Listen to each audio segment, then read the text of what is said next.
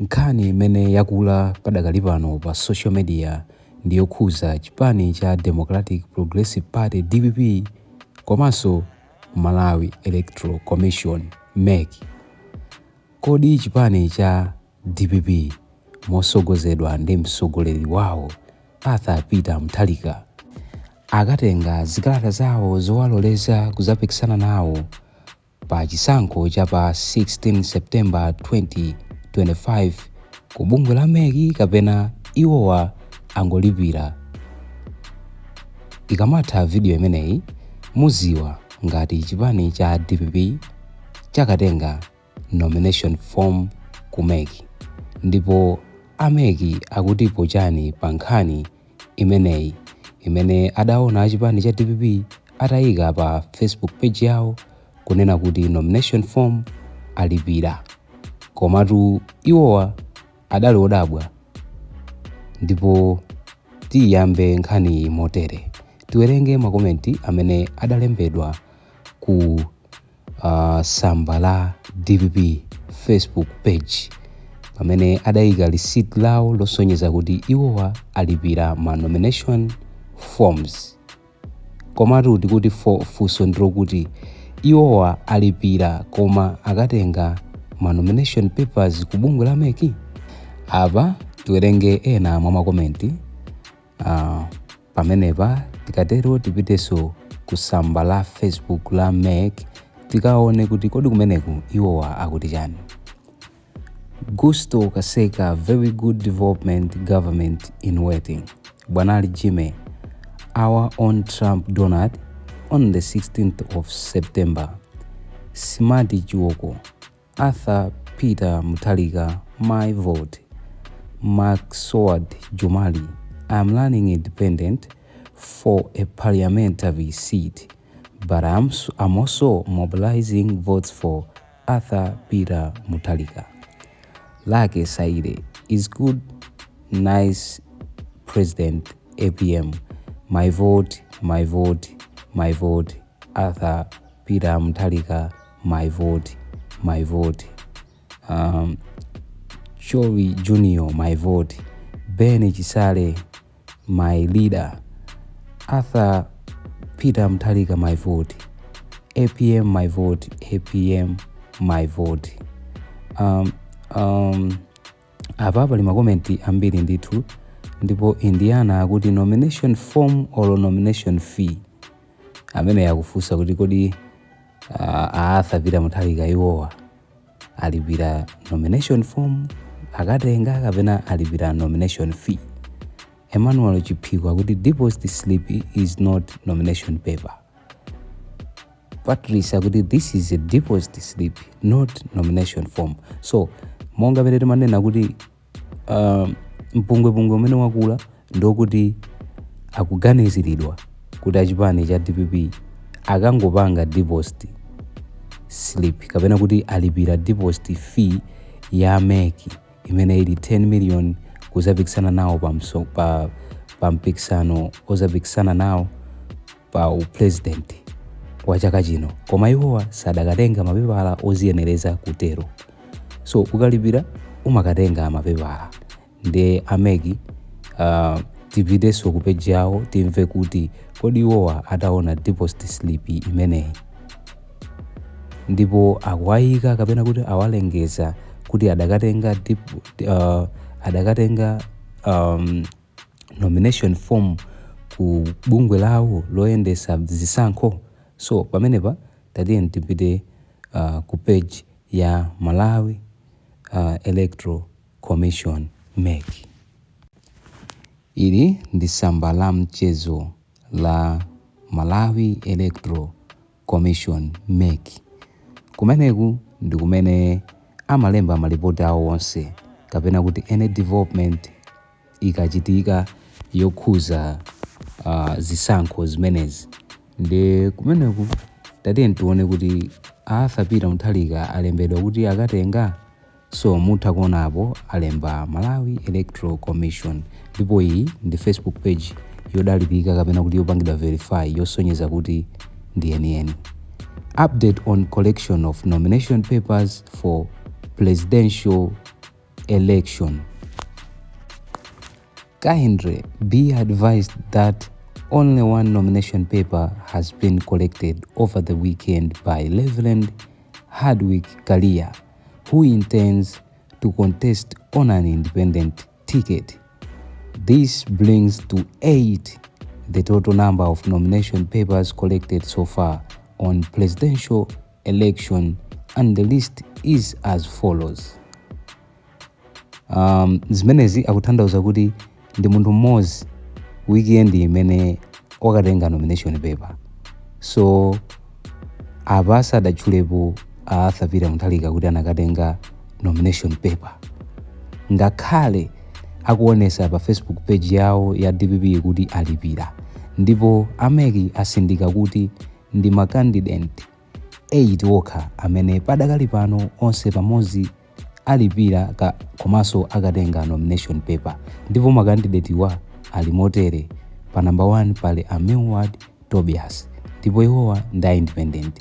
Pa number 2 amene adakatenga ma nomination papers awo kumeki ndi Adil James Chilungo, amene waso ndi independent.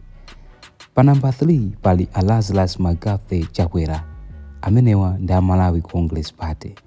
Pa number 4 Kondwani Nankhumwa, People's Development Party. Number 5 Akwame Bandawe, amenewa ndi achipani cha anyamata, atsikana, azimayi.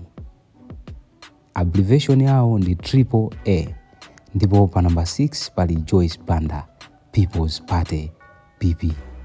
Pa number 7 pali Adpere Austin Muluzi, amenewa akuyimirira chipani cha United Democratic Front UDF. Pa number 8 pali Reverend Hardwick Kalia, amenewa ndi independent.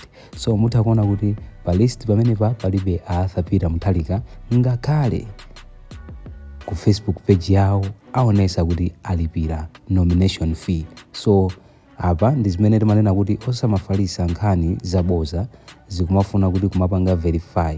Mukamva zinthu pitani kuma page a Malawi Electoral Commission kukapanga verify. So apa zikutisimikizira kuti Arthur Mutharika nkutheka angolipira deposit fee yokuti akatenge ma nomination papers, koma sadakatenge. Ndipo ameki anenesa, ndipo statement yawo yapitirira kunena kuti all political parties, aspirants, candidates and all electoral commission stakeholders are advised that payment of the nomination fees and collection of nomination papers continues.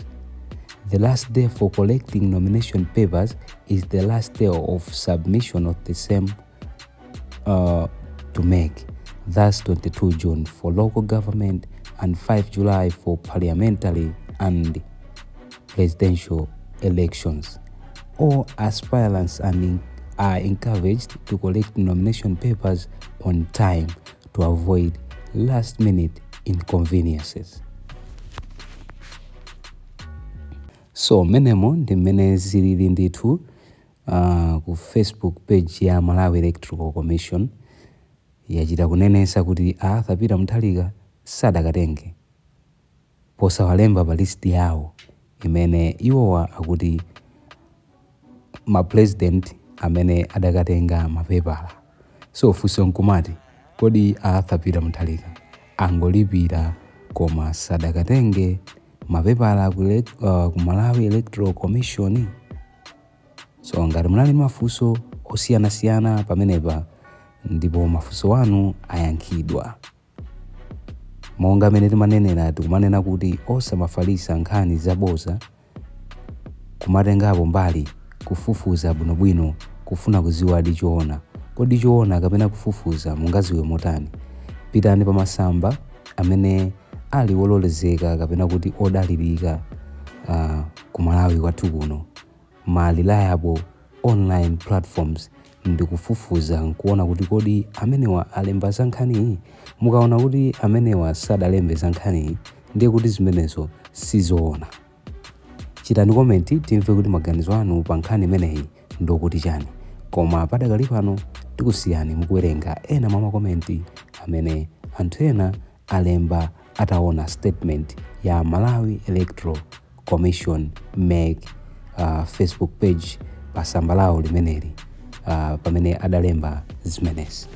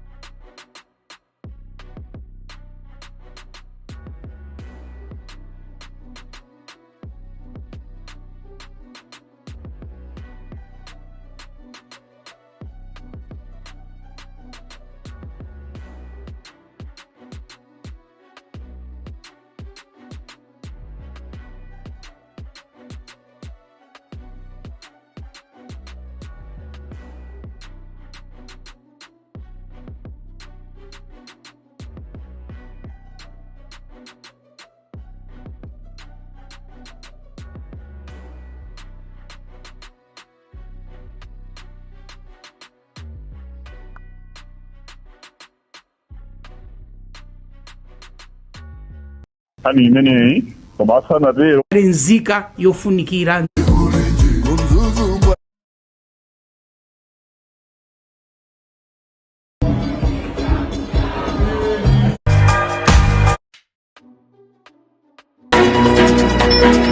Ndikulande